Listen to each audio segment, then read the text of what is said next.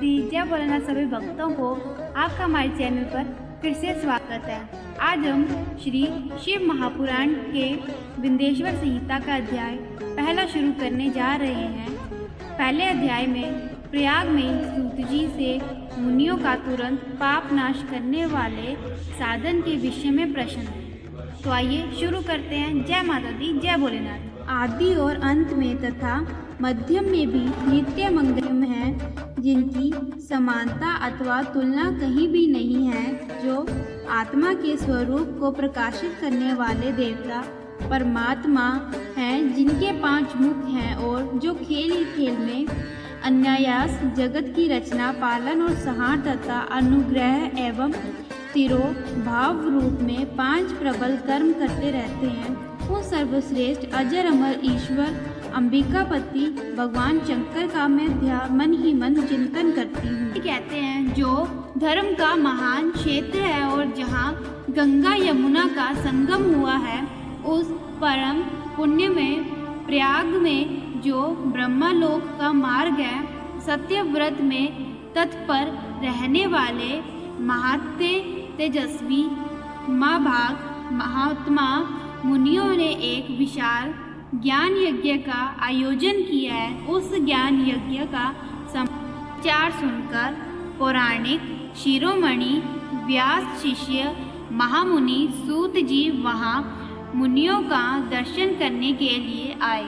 सूत जी को आते देख वह सब मुनि उस समय हर्ष से खिल उठे। प्रसन्नचित्त से उन्होंने उनका विधिवत स्वागत सत्कार किया। तत्पश्चात उन प्रसन्न महात्माओं ने उनकी विविध स्तुति करके विनयपूर्वक हाथ जोड़कर उनसे इस प्रकार कहा, सर्वज्ञ विद्वान रोम हर्षण जी, आपका भाग्य बड़ा भारी है। इससे आपने व्यास जी के मुख से अपनी प्रसन्नता के लिए ही संपूर्ण पुराण विद्या प्राप्त की है। आप आश्चर्य स्वरूप कथाओं के भंडार हैं, ठीक उसी तरह जैसे रत्नाकर समुद्र बड़े बड़े सारभूत रत्नों का आगार है। तीनों लोकों में भूत, वर्तमान और भविष्य तथा और भी जो कोई वस्तु है, वह आपसे अज्ञात नहीं है। आप हमारे सौभाग्य से इस यज्ञ का दर्शन करने के लिए यहाँ पधार गए हैं और इसी व्याज से हमारा कल्याण करने वाले हैं, क्योंकि आपका आगमन निरर्थक नहीं है हो सकता। हमने पहले भी आपसे शुभाशुभ तत्व का पूरा वर्णन सुना है, किंतु उससे तृप्ति नहीं होती। हम उसे सुनने की बारंबार इच्छा होती है। हम बुद्धि वाले सूत जी, इस समय हमें एक ही बात सुननी है। यदि आपका अनुग्रह हो तो गोपनीय होने पर भी आप उस विषय का वर्णन करें। घोर कलयुग आने पर मनुष्य पुण्य कर्म से दूर रहेंगे, दुराचार में फंस जाएंगे और सब के सब सत्य भाषण से मुंह फेर लेंगे, दूसरों की निंदा में तत्पर होंगे, पराये धन को हड़प लेने की इच्छा करेंगे। उनका मन प्राय स्त्रियों में आसक्त होगा तथा वह दूसरे प्राणियों की हिंसा किया करेंगे। आपने शरीर को ही आत्मा समझेंगे, मूढ़, नास्तिक और पशु बुद्धि रखने वाले होंगे, माता पिता से द्वेष रखेंगे, ब्राह्मण लोभ रूपी ग्रह के ग्रास बन जाएंगे, वेद बेचकर जीविका चलाएंगे, धन का उपार्जन करने के लिए ही विद्या का अभ्यास करेंगे और मद से मोहित रहेंगे, अपनी जाति के कर्म छोड़कर प्राय दूसरों को ठगेंगे, तीनों काल की संध्योपाना से दूर रहेंगे और ब्रह्म ज्ञान से शून्य होंगे।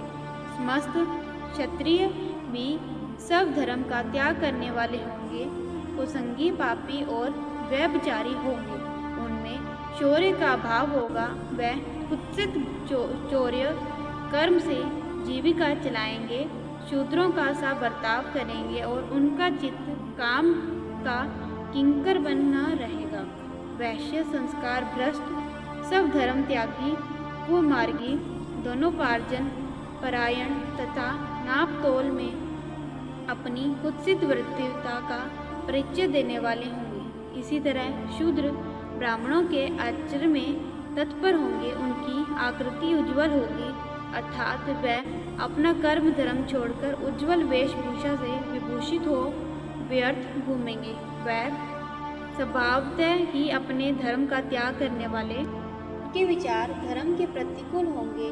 वह कुटिल और दृढ़ निंदक होंगे। यदि धनी हुए तो कुकर्म में लग जाएंगे, विद्वान हुए तो वाद विवाद करने वाले होंगे।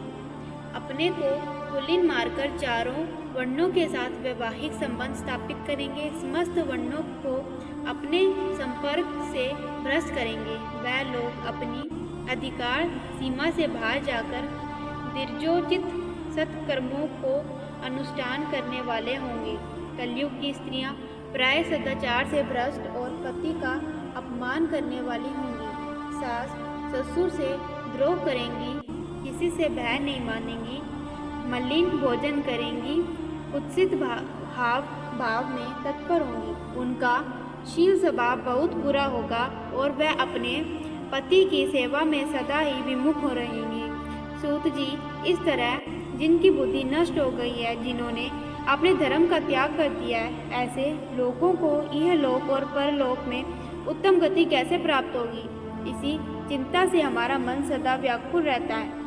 परोपकार के समान दूसरा कोई धर्म नहीं है। अतः जिस छोटे से उपाय से इन सबके पापों का तत्काल नाश हो जाए, उसे इस समय कृपा पूर्वक बताइए, क्योंकि आप समस्त सिद्धांतों को के ज्ञाता हैं। व्यास जी कहते हैं, उन भवितात्मा मुनियों की यह बात सुनकर सूत जी मन ही मन भगवान शंकर का स्मरण करके उनसे इस प्रकार बोले। लाइट जाने के कारण हम विंध्येश्वर संहिता अध्याय 1 का आधा पाठ हम कल करेंगे। तो धन्यवाद। हमारे चैनल को लाइक या सब्सक्राइब करना ना भूलें। जय माता दी, जय भोलेनाथ।